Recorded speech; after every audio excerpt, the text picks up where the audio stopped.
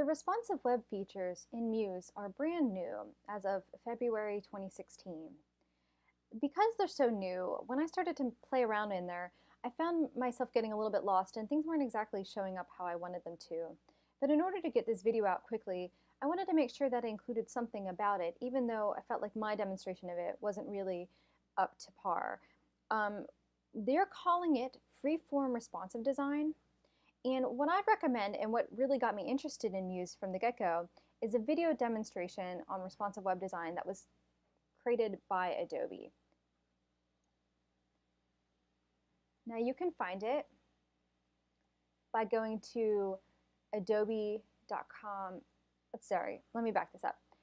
To go to helpx.adobe.com/muse. They've got a whole bunch of tutorials here. It's a great resource. But what I went to, I believe, was learn more, or I'm sorry, what's new. And here, this is really helpful too. You can see the roadmap that they've done, so where they've been, and it tells you exactly what's going on. So here's like the release information, and then they talk about freeform responsive design and several other new features that they've added to it.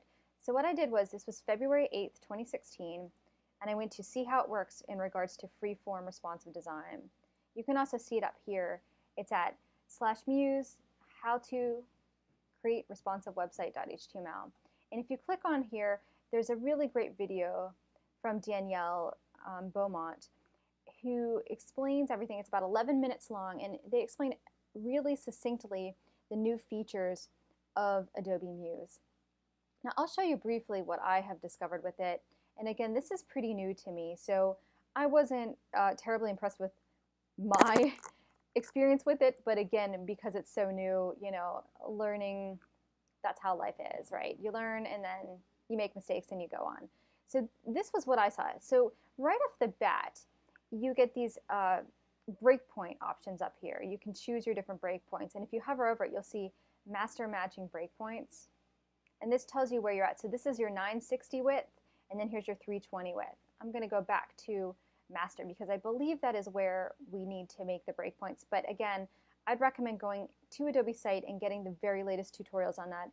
It was just so new for me that I haven't been able to really get myself up to speed as much as I would prefer to be in order to create a tutorial for this. So I hope that as time goes on, there'll be a little bit more resources available to really make this much more friendly. But if you look in here, you can grab this, and this lets you, here, I'm going to hold over the mouse, drag to simulate browser with. You just go in here. Now, let me maybe add some text here so that we can kind of get a point on this. This is not text, I should say. Let me back this up a second. So what I did was I just deleted that. Here, let's try some. Where's lorem ipsum when you need her? Okay.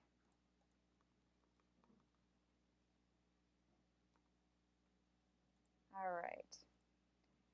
So let's see if this works how I plan it to. So I'm going through and I'm simulating my breakpoint. So here's my 960 width. That's what we started with. And then I'm going all the way down to 320. Now here is where you start getting into mobile. And my understanding of how this works is that you can change it based on where your breakpoint is. And you can also add additional breakpoints. So let's say I want one here. You can add another breakpoint. So I made it at 610, which is just an arbitrary number. I wouldn't recommend going with that. So you've got your, let's say you've got your full width, and then you've got maybe a tablet size, and then you've got maybe your mobile device. And this not only simulates it right in the Muse program, which is really handy, because if you've ever tried to deal with different breakpoints using third-party stuff, it can be a hassle. Some are really good, but some are tedious.